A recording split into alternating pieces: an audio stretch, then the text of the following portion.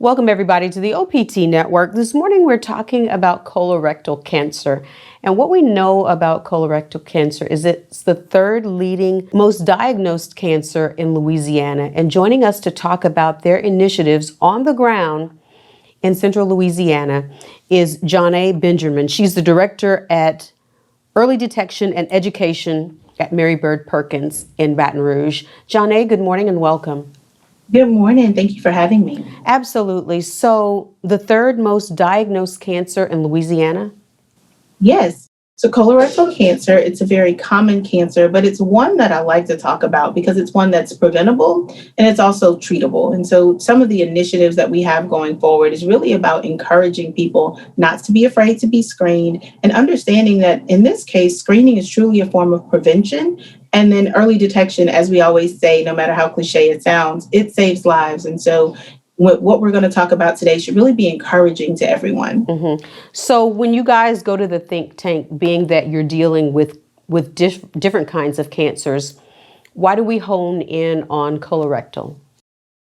One, because we can prevent it. So many times in our conversations, there are things that we can do to reduce our risk. But when we have the opportunity to truly talk about prevention, and I'll delve in a little bit here, what I mean is when you have a colorectal cancer screening, you have the opportunity to identify something that may be, let's call a polyp, that could potentially turn into cancer later, but isn't cancer yet. And so we have the opportunity to intervene at that point and prevent it from ever becoming a cancer. Mm-hmm. And so with all of the screenings now, it seems that when you should get screened is changing. Let's talk about screenings for colorectal cancer or colon cancer. So what you may be hearing in the news right now is that screening age has shifted to 45. And so as we begin to see younger people diagnosed with colorectal cancer, we're also changing our recommendation, or the recommendations from the national bodies are changing, that people begin being screened at 45. In the past, it was 50. Mm-hmm. And that's for people who are experiencing no symptoms at all. We also want to encourage people not to ignore if you have a symptom or something's bothering you, but just that standard, when should I start being screened, is now age 45. So let's talk about colon cancer versus colorectal cancer and help us to understand it. So what we're talking about is either, we kind of lump them together in colorectal, which is a cancer of either the colon or the rectum, or a rectal cancer. And we talk about them together because the screening techniques and things like that kind of go together. So when you get a colonoscopy or the FIT kits that we'll be distributing, it helps to diagnose those types of cancers. But what we're talking about is where the cancer originates. And so we know cancer is abnormal cell growth that, if not controlled, takes us into cancer spreading or causing death. And so what we're talking about is just a cancer that begins in either the colon or the rectum. Okay, and so we're looking at the areas of Jonesville and Faraday, those rural areas. And Mary Bird Perkins has partnered with Healthy Blue. Talk about that partnership, Johnnay. We are very excited that Healthy Blue also understands how important colorectal screening is to improving survivorship, lessening the burden of cancer, giving people access. And so we are working together to go into the community and provide colorectal screening kits at these locations, in these communities. We're going to be there where people can come, they can engage with us, they can ask questions, much like the conversation that we're having now. We're happy to have that with individuals of the community. And then we will distribute to them a FIT kit that they can take home. You do it in the privacy of your own home, but it is a form of colorectal cancer screening. And so we're really excited that Healthy Blue understands the importance and is willing to work with us to bring access to these screenings into the community. And so these are going to be in the form of kits, as opposed, is that going to be the screening process, so that people will come and they'll pick the kits up and then they'll be explained on the use of the kit? Exactly. So they will come, we will talk to them about their risk, talk to them, find out if there have been any symptoms or anything that they've been experiencing. What is their family history, perhaps? We'll explain to them how to use the kit. They'll take it home, and then within 2 days, they will complete the process. They will put it back in the envelope that comes with it. They'll mail it to us or mail it to the lab, and then we will share the results with them very quickly, or within about 7 to 10 days. So let's talk a little bit about what sort of symptoms are connected to colorectal cancer? So things that we wouldn't want to ignore would be a change in bowel habits, blood in your stool, weight loss that's not explained by something else. Those kinds of things you would want to bring to the attention of your provider or have a conversation about that and Don't not you, just. I'm sorry, don't you think that blood in your stool is kind of, it's one of those things where you really just don't know if you had a hard movement or am I looking for a lot of blood? And then, on the other side of that coin, there's some people who don't really necessarily look at their bowel movements. Right. So that is one that you may not notice it, which is why screening is so important. So when we talk about a symptom, that means that there's something that's already going on that's been going on for perhaps some time.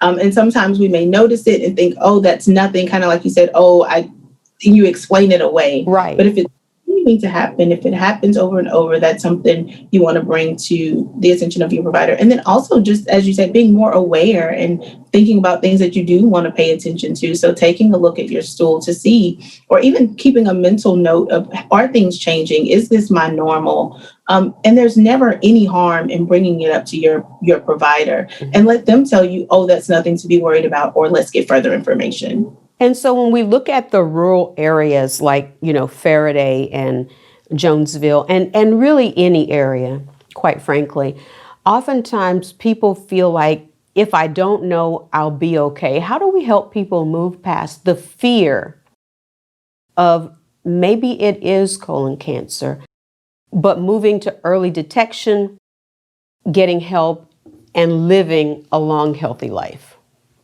So early detection truly is key. When we identify a cancer in its earliest stages, or in this case, before it ever becomes a cancer, we have the opportunity to put all of the wonderful technology that we have at our disposal to work to give people an opportunity for long-term survivorship. Just because we ignore something doesn't mean that it goes away. We're really giving it more time to develop and to grow. And that's perhaps when we get into some of the fear in that we know people who have perhaps not had a positive experience or died as a result of their cancer. And that becomes what's ingrained in our mind. And what we really want to focus on is identifying a cancer early or before it starts when you have the opportunity for long-term survivorship. Mm-hmm. And so after people get these kits, especially people who maybe have a family history or people who are having symptoms and have just dismissed them or medicated and self-diagnosed like many of us do, what are their next steps going to be? Is there a next step for those people? So with a kit, if it is found to be abnormal, or if you're having some of those other symptoms, so a colorectal kit, it's a fecal immunochemical test kit that you take home. That is one form of colorectal cancer screening. A colonoscopy is what people are probably most used to hearing. Mm-hmm. And there are instances where we need to follow up on this kit with a colonoscopy. So this is just one of many different options that we are offering. But we'll be there and we'll be happy to have those conversations with individuals who come out and talk to us. We can talk through what the different methods of screening are so that they can make an informed decision about what is appropriate for them. This can also be done if they've had a colonoscopy and it's not quite time for another one. This can be done in between those intervals. So is this still a 10-year span from that person who maybe got screened at 50? And I think it's like a 10-year span that you're good for the next 10 years. Is that still consistent? It really depends on what was found at your colonoscopy. So when they complete your colonoscopy, they will give you when your next one should be. And so it may not just be an across the board 10 years, but at that time, based on what they found, they will tell you when you should come back.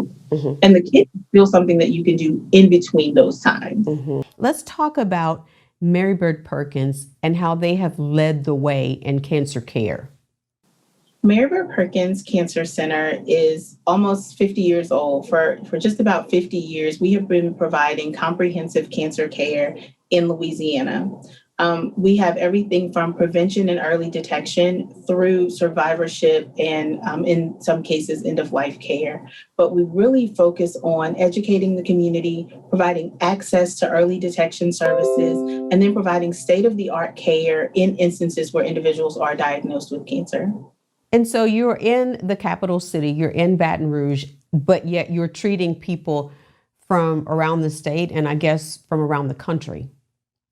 Yes, we really focus very hard on having the latest technology. We know a lot of times in cancer care, being close to home is just as important as the treatment that you receive. And so it is very important to us that we have access to state of the art care where people can still live and work and experience their daily life and have their same support system. And so some of the things that people think they have to travel really far away for to get access to, we have right here. Clinical research trials, access to, again, state of the art radiation therapy services, and then our prevention and early detection program, which really is key in our fight against cancer. We know that when we can find a cancer early, or when we're able to prevent it, we give people the opportunity for long-term survivorship. And so we have what are called early birds. They're mobile medical clinics that drive into a community setting to provide no-cost cancer screening. And that's what we're excited about, being able to expand and offer in more areas. Mm-hmm. And as you partnered with Healthy Blue, why these areas, the areas of Faraday and Jonesville? We know that sometimes access to care can look differently for people. And so sometimes it's that you may not have health insurance, and other times it's really just getting to a place where the type of service that you need is available. And so by using our mobile medical clinics, they're just like a brick and mortar facility that you would go into, but we're able to bring that service to people where they live, where they work, where they play, and also do it at convenient times. And so the events that we're going to have are on Saturdays from 10 to 1. So you can come by as you're going about your day, learn more about colorectal cancer, take home a colorectal screening kit, but it's really about bringing access to people instead of them having to perhaps go and get it elsewhere. Mm-hmm. And oftentimes when people have to go and get it themselves, they may not be as compliant or as vigilant about going to a facility to have a screening as opposed to the screening coming to them. We know that people are busy, and sometimes we have lots of priorities and we're taking care of lots of things. And so this is our way of increasing access, making it available to everyone, perhaps close to home, like we said, but also on a Saturday. So you can really try to fit that into your day. Mm-hmm. And so moving forward for those people, sadly, who may be diagnosed after they have their kit come back, what would be their next steps in terms of, Mary Bird Perkins or, a facility to help them to understand where they are in the process and the best treatment or the best care? So one of the things that I really love about our program and hold really dear is our patient navigation program. So we know that just the process of being screened can be scary for some people. And so we have a nurse who is with us at our screenings, and our team, we're all fully equipped to help people work through those next steps. And so if you come to us and you take a kit and it comes back abnormal, our nurse navigator is going to be on the phone with you, figuring out what do we do now? Who do we call? What appointment do we need to make? In this case, that would be a follow-up colonoscopy, but she will walk you through that process. And then if it turns out that as a result of that colonoscopy, you have cancer, she'll make sure that there's a handoff to the appropriate care that you need next. We know that cancer care is very individualized. And so what one person has may not be what the next person needs. And so our process is really to make sure that we're getting people to the right place for the right care at the right time. But we know in cancer care, early detection is key, and working through that process is really quickly is also important. And so we're there to help alleviate any barrier that prevents anyone from getting the follow-up that they need. And helping people to understand, because that can be a confusing and a very scary time. Exactly. And so sometimes you just need to talk it through and understand, what does this mean? What do I need to do? And that's what she's there to help with as well. Mm-hmm. So in the midst of COVID-19, we are still experiencing social distancing and all of the things that we understand that come along with the virus. What will that look like for those people starting November 7th when they want to come out? So we are asking everyone to please wear a mask. Please practice social distancing. So if someone's being engaged in conversation and they're getting their kid, if you can just step back a little bit, give us a second. We're going to give you that same undivided attention, but just wear your mask. Be mindful of how close you are to other people. But we are still there to serve everyone. We've been really fortunate and been able to increase our cleaning and our disinfecting to make sure that everyone is safe, but that they continue to have access to the care that we know they want and need. Absolutely. So again, let us know November 7th, starting at 10 a.m., where and who is eligible. If I have insurance, can I come? If I don't have insurance, can I come? Who could come? So November 7th, we'll be in Faraday at Faraday High. You can look for our mobile unit parked in the parking lot. And this is open to everyone. We really want the opportunity to engage and converse and help you to identify what the right screening is for you and help you get that done. And so we can talk to you about our kit, but we can talk to you about other things. After that, we'll be in Bastrop on November 14th and then in Jonesville on December 5th. And so we really want people to have the ability to go to whichever screening is closest and most convenient for them. They'll all be from 10 to 1, and you can call and get more information from us. Absolutely. And there's no appointment needed. People can just come out starting at 10 a.m. Yes, people can just come. Like we said, we just ask you to wear your mask and practice social distancing, but there is no appointment needed for these events. So being that colorectal cancer is the third most diagnosed cancer in Louisiana, are we doing a better job at early detection so that people's lives are being saved and they're going through the processes that they need to have the longevity that hopefully we all desire? We're not there yet, but as a state, we are working toward it. And activities like this between Healthy Blue and Mary Bird Perkins are one of the ways that we're trying to do that.